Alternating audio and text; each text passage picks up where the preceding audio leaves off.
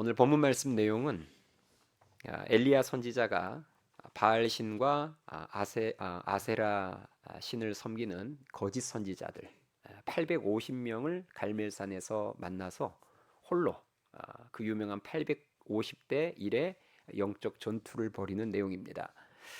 당시 북이스라엘의 왕은 우상 숭배에 앞장섰던 아주 악한 왕이죠. 아합 왕이었고요. 그리고 우상 숭배의 죄로 인해서 이스라엘에 3년 6개월 동안이나 비가 내리지 않고 있던 그런 극심한 가뭄의 상황이었습니다.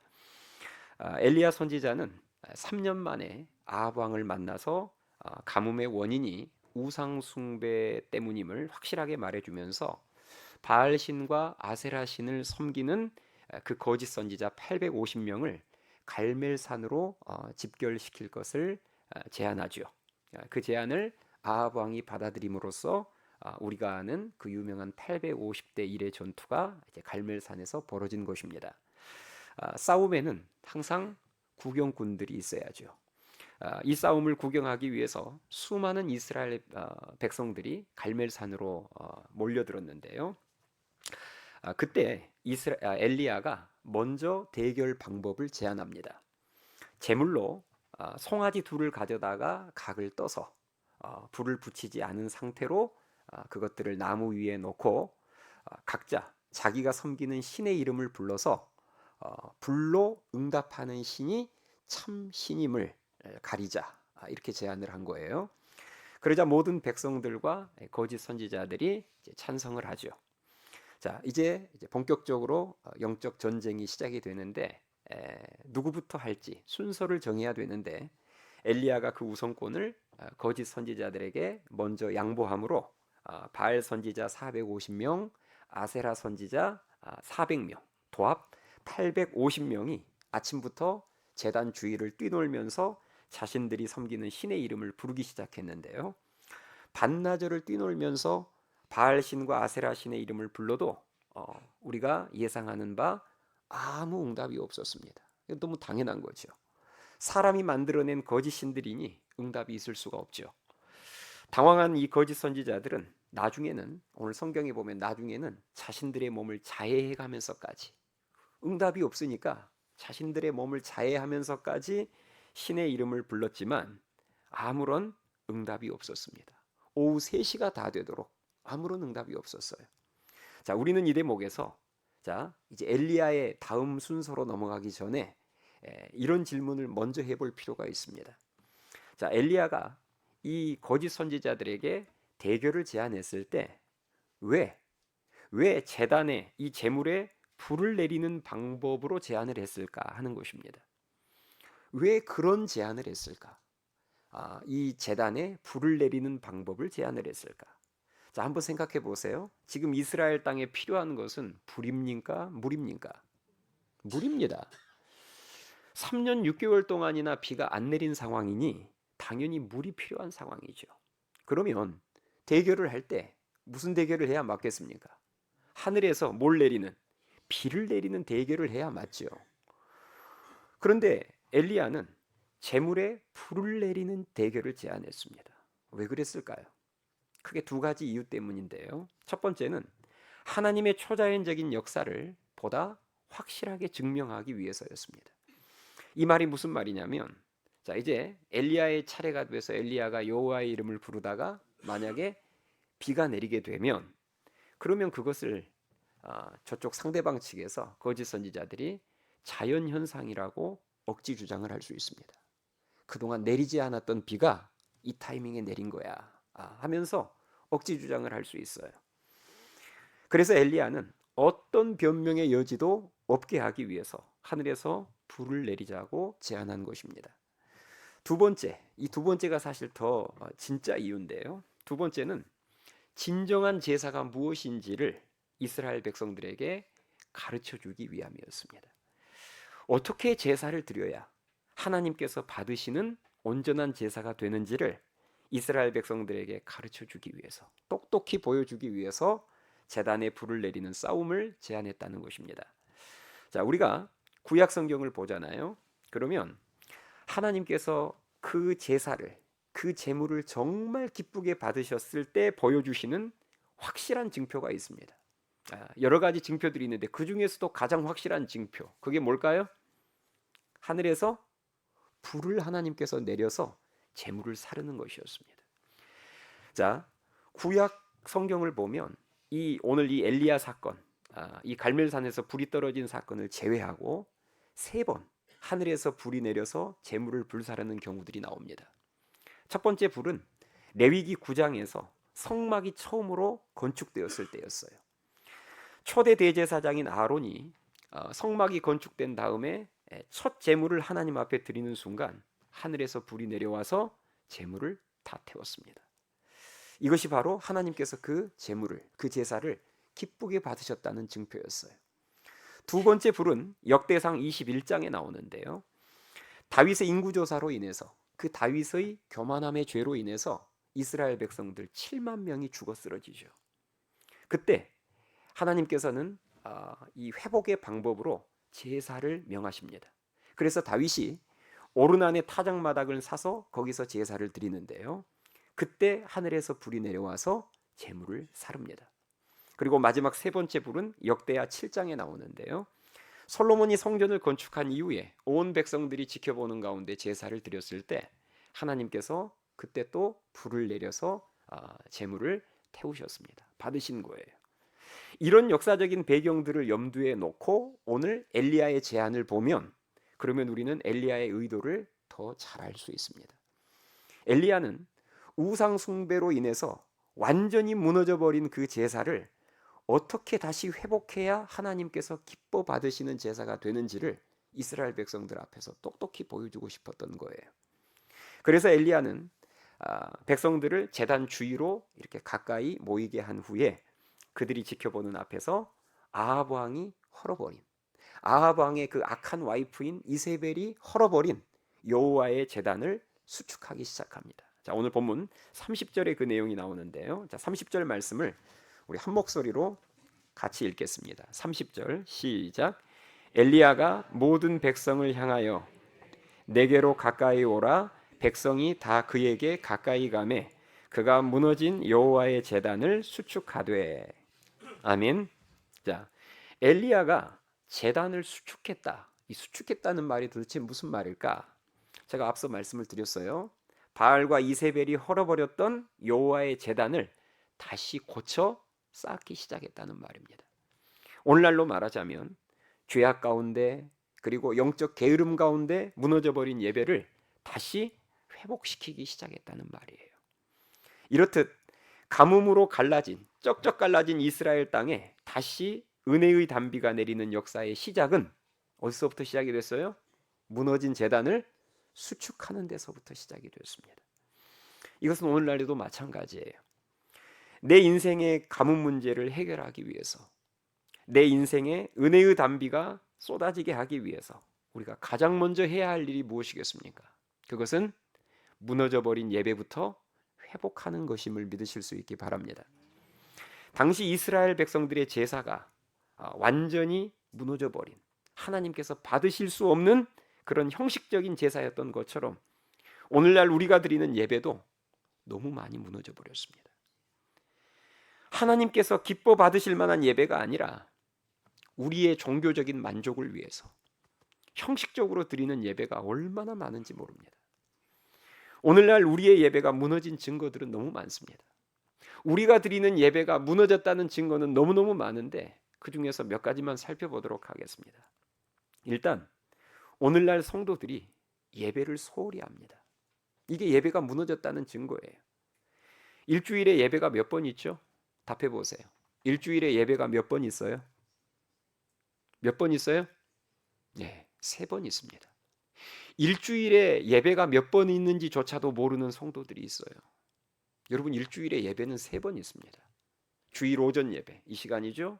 주일 밤 예배, 또 어떤 다른 교회들은 주일 오후 예배를 드리기도 하지만 주일 오전 예배만 있는 게 아니라 오후 예배, 밤 예배가 있습니다. 그리고 수요일 밤 예배가 있습니다. 예배를 3번 드려요, 일주일에.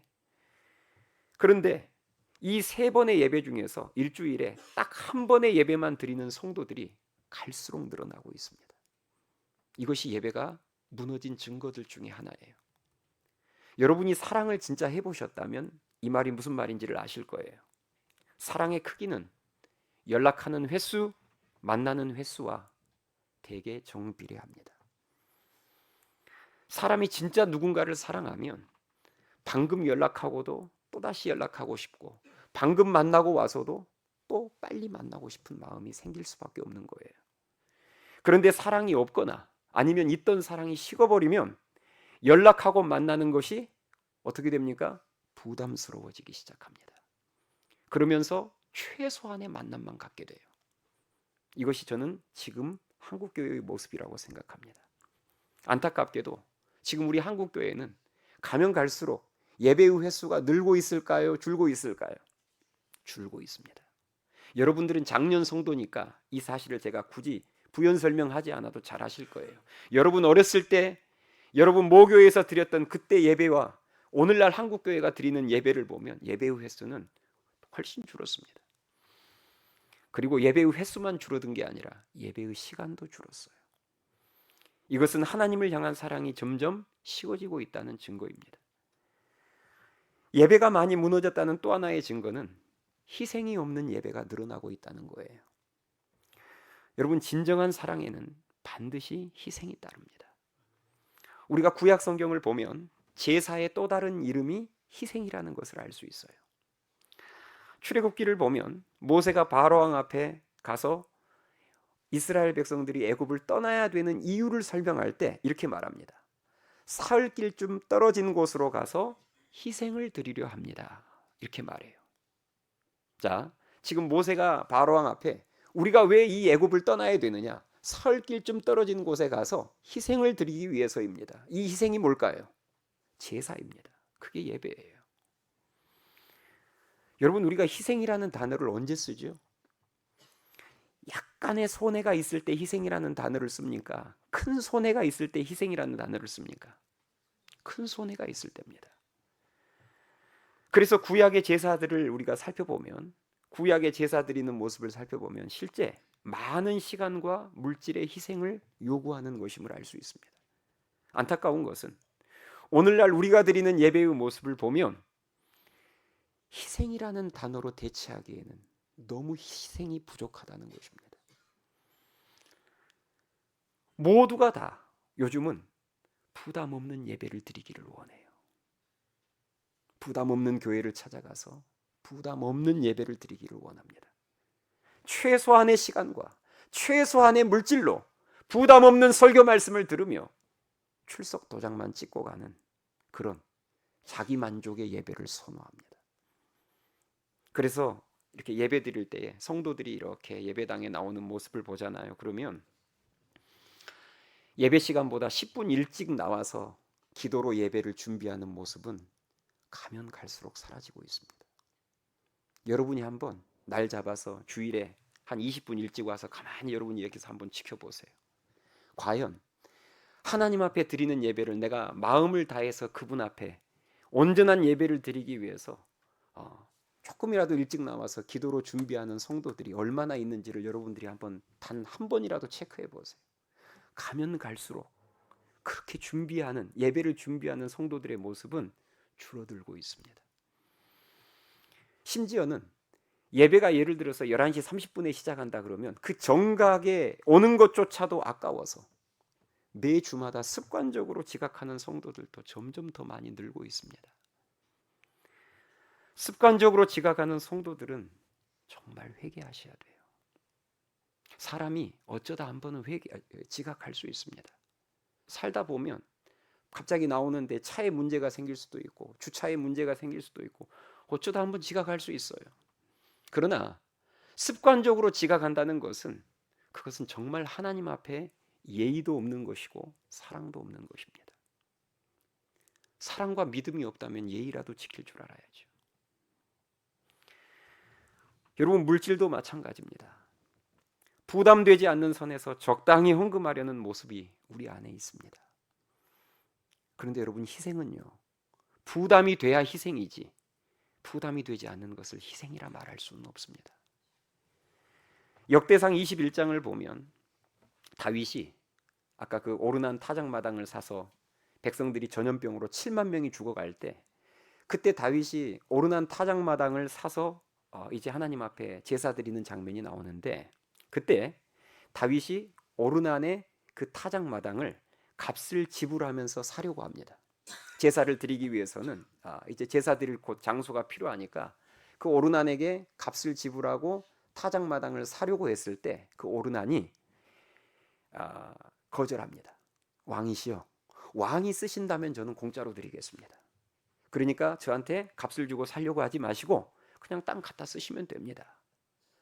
그러면 여러분 왕이 뭐 그럴 것까지는 없는데 그러면서 못 이기는 척하고 받으면 되잖아요. 그런데 다윗이 그때 뭐라고 대답을 하느냐 제가 읽어드릴게요. 역대상 21장 24절에 보니까 다윗 왕이 오르난에게 이르되 그렇지 아니하다.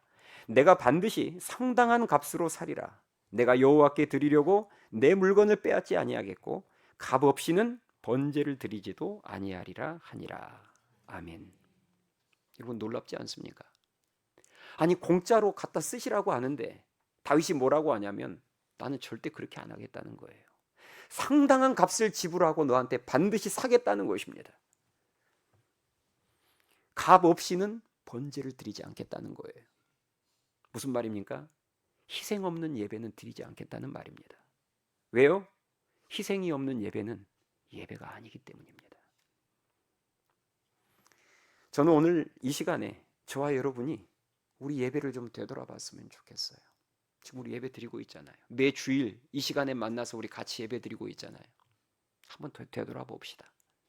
과연 내가 지금 드리고 있는 예배가 희생이라고 말할 수 있는지, 희생이라는 단어로 과연 대체할 수 있는 예배인지, 아니면 부담되지 않는 적당한 선에서 출석도장만 찍고 자기만족으로 종교적인 형식 좀 지키고 돌아가는 그런 예배인지. 오늘날 우리가 드리는 예배가 희생이 없는 전혀 부담스럽지 않는 예배가 된 중요한 이유는 성도들의 요구에 끌려간 영적 지도자들의 책임이 저는 크다고 생각합니다. 저를 포함해서 오늘날 목사님들이 과거 우리 선배 목사님들에 비해서 하나님을 향한 사랑이 많이 식어버렸습니다. 솔직한 고백이에요. 그러니 목사님들도 하나님을 향한 사랑이 식어버렸으니 목사님들조차도 우리 선배 목사님들이 세워놨던 그 수많은 예배와 기도회가 어느 순간부터 부담스럽기 시작한 거예요. 그래서 성도들의 요구에 쉽게 끌려가고 쉽게 타협해버린 것입니다. 그 결과 예배와 기도회의 횟수가 줄기 시작했고 예배 시간조차도 부담스럽지 않은 시간대로 시간조차도 옮겨가고 있습니다. 우리 여러분 원래 다 신앙의 선배님들 다 주일 밤 예배 드렸어요. 언제부터 우리가 주일 오후 예배를 드리기 시작했습니까? 시간대가 옮겨가는 게 문제가 아니라 무슨 목적과 무슨 이유로 그 시간대를 옮겼는지 이게 중요합니다. 왜 주일 밤에 있던 밤 예배를 사람들이 다 오후 시간으로 옮겼을까요? 간단합니다. 밤 시간은 더 부담스러우니까 그래요. 들어갔다 다시 나오려면 부담스러우니까. 그러니까 얼른 점심 먹고 얼른 해치우자는 거예요. 그리고 남은 시간은 우리 마음껏 쓰자는 것입니다. 그게 희생입니까? 그걸 여러분 희생이라고 말할 수 있어요? 심지어는 예배 시간대만 부담스럽지 않은 시간대로 옮겨간 게 아니라 단 한 번 드리는 그 예배 시간마저도 줄어버렸어요. 여러분 그거 아시죠? 저는 제가 어렸을 때를 기억해요. 저희 어렸을 때 한 번 예배 드리면 기본 한 1시간 20분 정도 드렸던 것 같아요. 목요일마다 물론 다 다르긴 하겠지만. 그런데 지금은 추세가 뭐냐면 1시간 내에 빨리 끝내는 예배를 성도들이 선호합니다. 그래서 목사님 설교가 평소보다 조금만 기다려지면 시계를 봐요, 일부러. 궁금해서 보는 게 아니라 목사님 보라 그 말이에요. 빨리 끝내달라 그 말입니다. 지금 우리가 특별 새벽기도 하고 있거든요. 보통 모든 교회들이 봄, 가을에 특별 새벽기도회를 하는데 특별 새벽기도회 하나만 봐도 그렇습니다. 제가 어렸을 때는 한국 교회 대부분의 교회들이 40일씩 했어요. 특별 새벽 기도회를. 대부분의 교회들이. 그런데 지금은 3주도 부담스러워합니다. 지금 우리 교회 3주 하거든요. 18일 하는데 그의 절반도 못 미치는데 그것조차도 부담스러워해요. 그래서 오늘날 많은 교회들이 특별 새벽 기도회를 일주일짜리 특별 새벽 기도회를 제일 많이 합니다. 이게 현실이에요. 40일이 6일로 줄어버렸습니다. 이게 여러분 희생입니까? 모든 우리들의 예배가 부담스럽지 않은 예배로 다 바뀌어버렸어요. 또 성도들에게 회개나 헌신을 요구하는 그런 부담스러운 설교를 요즘 목사님들이 이제 잘 하지 않습니다. 성도들이 부담스러워하니까. 그래서 목사님들이 언제부턴가 성도들이 듣기 편안한 설교를 하기 시작했습니다. 재미있는 설교, 늘 긍정을 말하는 설교, 믿음이 없이도 들을 수 있는 지극히 상식적인 짧은 설교. 부담스럽게 설교했다가는 성도들이 교회 떠날 것 같으니까 어느 순간부터 영적 지도자들이 성도들의 비위를 맞추기 시작한 거예요. 그러다 보니 예배의 불이 사라져 버렸습니다. 매주마다 나와서 예배는 반복되는데 그 예배 가운데 성령의 불이 임하지 않아요. 2024년이 시작돼서 지금 벌써 이미 3월이 됐습니다. 벌써 주일 예배를 10번 이상, 20번 이상 이렇게 많이 드린 사람은 드리는데도 내 가슴에 성령의 불이 임하지 않아요. 예배를 드리고 나도 역시 냉랭한 거예요.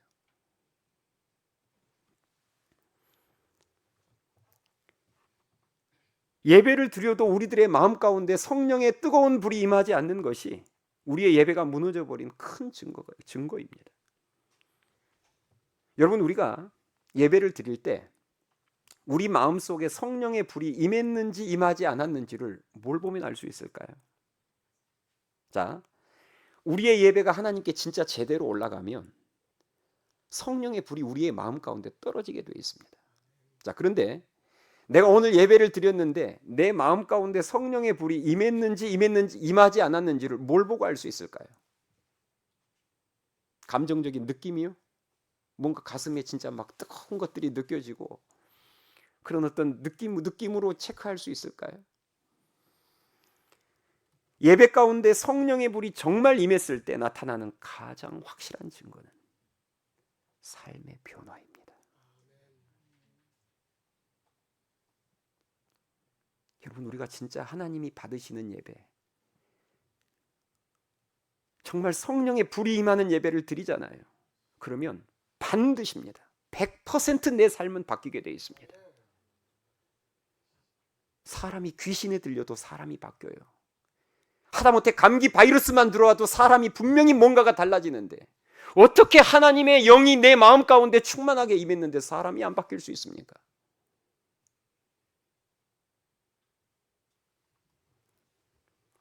주위 사람들도 확실히 느낄 수 있을 만큼의 확실하고 아름다운 변화가 반드시 일어나게 되어 있습니다. 그런데 내가 1년을, 3년을, 5년을 예배 생활을 반복해도 별다른 변화가 없다는 말은 예배 가운데 내 마음속에 성령의 불이 임하지 않았다는 말이고, 그 말은 결국 하나님이 받지 않으시는 종교 의식만 반복하고 있다는 말입니다. 구약 성경을 보면 하나님께서 모든 제사를 다 받으시는 것이 아님을 알 수 있습니다. 모든 제사 위에, 모든 제물 위에 다 불이 떨어졌던 것이 아니에요. 하나님이 받지 않으시는 제사가 수두룩했습니다. 이사야 1장에 보면 하나님이 그것을 지적하고 계세요. 제가 읽어드릴게요. 이사야 1장 11절에 보니까 여호와께서 말씀하시되 너희의 무수한 제물이 내게 무엇이 유익하뇨? 나는 순양의 번제와 살진 짐승의 기름에 배불렀고 나는 수송아지나 어린 양이나 순염소의 피를 기뻐하지 아니하노라. 너희가 내 앞에 보이러 오니 이것을 누가 너희에게 요구하였느냐? 내 마당만 밟을 뿐이니라. 헛된 제물을 다시 가져오지 말라. 여러분, 놀랍지 않습니까? 이스라엘 백성들 항상 제사 반복해서 드렸거든요. 그런데 하나님은 지금 뭐라고 말씀하시냐면 난 받은 적 없다는 거예요. 너희들은 항상 내 마당만 밟고 돌아갔다는 것입니다. 마당만 밟고 돌아갔다는 게 뭘 의미하는 표현이겠습니까? 나를 만나지도 않고 그냥 너희들은 출석 도장 찍고 갔다는 거예요, 항상. 그래서 나는 그런 헛된 제사, 헛된 제물 받기 싫으니 다시 가져오지 말라고 말씀하셨습니다. 여러분 잊지 마세요. 내 예배에, 내 제단에 불이 떨어져야 하늘이 열리고 드디어 은혜의 단비가 내립니다. 다시 말해서 무너진 제단을 수축해서 하나님이 받으시는 예배를 드려야 그때 하늘의 문이 열리면서 인생의 가문 문제들이 해결된다는 거예요. 엘리야 선지자가 무너진 제단을 수축하고 나서 그리고 하나님 앞에 드디어 기도를 드릴 때 하나님께서 불을 내려주셨는데요. 하나님이 불을 내려주시자 어떤 일들이 벌어졌느냐? 자, 오늘 살펴봅시다. 37절 38절을 보겠습니다. 37절 38절. 자, 37절 38절 한 목소리로 같이 읽겠습니다. 시작. 여호와여 내게 응답하소서, 내게 응답하소서. 이 백성에게 주 여호와는 하나님이신 것과 주는 그들의 마음을 되돌이키심을 알게 하옵소서 하매 이에 여호와의 불이 내려서 번제물과 나무와 돌과 흙을 태우고 또 도랑의 물을 핥은지라. 아멘.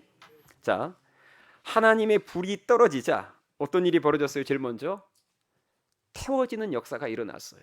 뭐가 태워졌습니까? 방금 읽은 말씀 보니까 번제물만 태워졌던 게 아니죠. 번제물을 태우고 그 옆에 있는 나무와 돌과 흙과 심지어는 도랑에 있는 물까지도 다 태워버렸습니다. 여러분 이처럼 우리가 하나님이 받으시는 진짜 예배를 드리면 우리의 마음에 성령의 불이 임해서 내 안에 있는 온갖 더러운 죄악들을 다 태워버리고 내 안에 있던 근심, 걱정, 염려와 같은 나쁜 마음들을 다 태워버리고 심지어는 우리의 인생의 문제들을 다 태워버림을 믿으실 수 있기 바랍니다. 그리고 그 태워지는 역사, 이 역사와 더불어서 터지는 역사가 같이 일어납니다. 볼까요? 하나님의 불이, 하늘에서 불이 임하니까 이제까지 입을 꼭 다물고 있었던 이스라엘 백성들의 입술이 열리기 시작하는데요. 자, 뭐가 터지는지 한번 봅시다. 39절을 보세요. 39절 같이 읽겠습니다. 시작. 모든 백성이 보고 엎드려 말라되 여호와 그는 하나님이시로다. 여호와 그는 하나님이시로다 하니. 아멘. 지금 엘리야가 자, 너희들은 하나님을 지금부터 찬양하라고 시키지도 않았어요. 그런데 불이 떨어지니까 어떤 역사가 벌어지느냐? 이제까지 닫혀 있었던 이스라엘 백성들의 입이 터집니다. 그러면서 뭐가 나오죠? 방금 여호와 그는 하나님이시로다. 아름다운 신앙 고백과 찬양이 터지는 것을 보게 됩니다. 이건 누가 시켜서 하는 게 아니에요. 불이 임하니까 자연스럽게 감사가 터지고 아름다운 신앙이 고백이 터지고 찬양이 터지더라는 것입니다. 여러분 그렇습니다. 정말 우리가 하나님이 진짜 받으시는 예배를 드려서 성령의 불이 우리 마음 가운데 임하면 막혔던 기도가 터집니다. 막혔던 회개가 터져요. 막혔던 그동안 메말랐던 눈물이 터지고 그리고 막혀있던 영적인 은사들도 쏟아지고 그리고 막혔던 하늘이 열리면서 응답이 터짐을 믿으실 수 있기 바랍니다. 저는 이 놀라운 터지는 역사가 다 태워지는 역사, 터지는 역사가 이번 27자 특별 새벽기도 가운데 우리 모든 성도님들의 삶 가운데 임할 수 있기를 주님의 이름으로 축원합니다. 오늘 말씀을 정리하겠습니다. 3년 6개월간 하늘이 닫혀서 이스라엘에 비 한 방울 내리지 않았을 때 엘리야가 가장 먼저 했던 것은 무너진 제단을 수축하는 것이었습니다. 무너진 예배부터 다시 회복시킨 거예요. 그렇게 무너진 예배가 회복되어서 예배 가운데 하나님의 불이 임했을 때 모든 것들을 다 태우고 그리고 입술에서 아름다운 신앙 고백과 찬양이 터지는 역사가 일어나면서 드디어 닫혔던 하늘의 문이 열리고 기다렸던 은혜의 단비가 내렸습니다. 혹시 인생의 가뭄 가운데 계신 분 계십니까? 무너진 예배부터 회복하셔야 합니다. 예배가 회복되어서 그래서 이제까지 부담스럽기만 했던 예배 시간이 내 삶의 가장 큰 기쁨의 시간으로 바뀌게 되면 하늘의 문은 활짝 열릴 것이고 그리고 은혜의 단비는 여러분들의 그 메마르고 삭막한 마음과 여러분들의 가정을 촉촉하게 적실 것입니다. 바라기는 이번 특별 새벽 기도회를 통해서 예배를 회복하심으로 이 모든 은혜, 제가 앞서 말씀드린 모든 그 놀라운 하나님의 역사가 우리 하늘씨앗교회 모든 성도님들과 모든 가정에 임할 수 있기를 주님의 이름으로 축원합니다. 찬양하시겠습니다.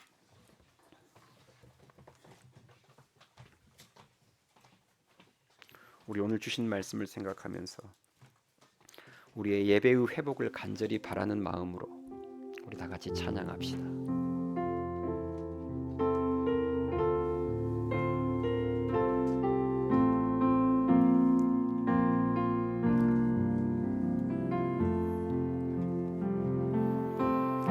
나는 내 마음의 복음이 흥했던 곳에서 다시 아버지를 만나고 주님 내 마음의 연약한 눈물의 끝에서 또 나를 반겨주시네. 처음부터 다시 고백합니다. 나는 내 마음의 복음이 흥했던 곳에서 다시 아버지를 만나고 주님 내 마음의 연약한 눈물의 끝에서 또 나를 반겨주시네.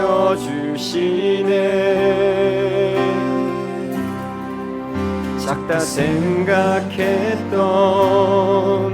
그의 부르심 다시 나를 회복해 하시네. 다시 일어나 주를 예배함이 내 모든 기쁨이 되리. 그의 기쁨 되어 삶의 모든 순간을 주께 다 내어드리리. 우리 처음부터 다시 고백합니다. 나는 내 마음의 복음이 흥했던 곳에서 다시 아버지를 만나고 주님 내 마음의 연약한 눈물의 끝에서 또 나를 반겨주시네. 나는 내 마음의 복음이 나는 내 마음의 복음이 흥했던 곳에서 다시 아버지를 만나고 주님 내 마음의 연약한 눈물의 끝에서 또 나를 반겨주시네.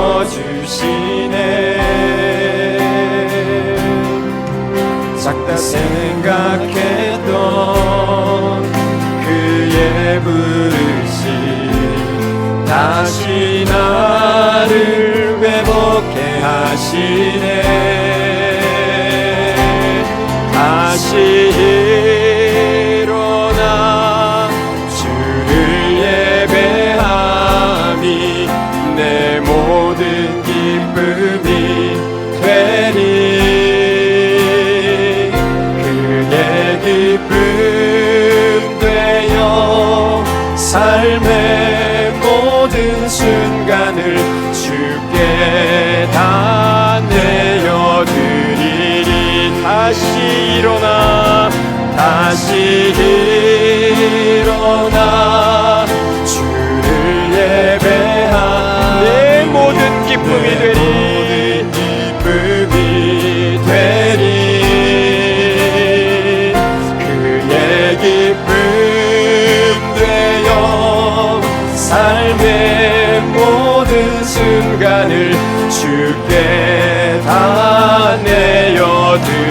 다시 일어나 다시 일어나 주를 예배하니 내 모든 기쁨이 되리 그의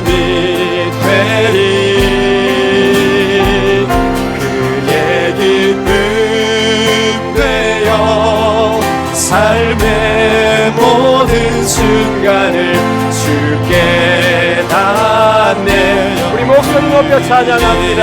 다시 일어나 다시 일어나 주를 예배 내 모든 기쁨이 되리 기쁨이 되리 내 모든 그의 기쁨 되어 삶의 모든 순간을 주께 닿네요.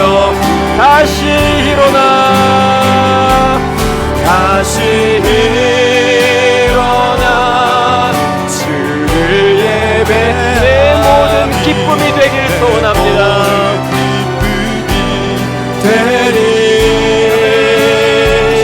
그의 기쁨 되어 삶의 모든 순간을 주께 이 간절한 마음으로 마지막으로 다시 한번 고백합니다. 다시 일어나 다시 주님을 예배함이 주님을 예배한 내 모든 기쁨이 되기를 원합니다. 기쁨이 되리 그의 기쁨 되어 삶의 모든 순간을 주께 다 내어드리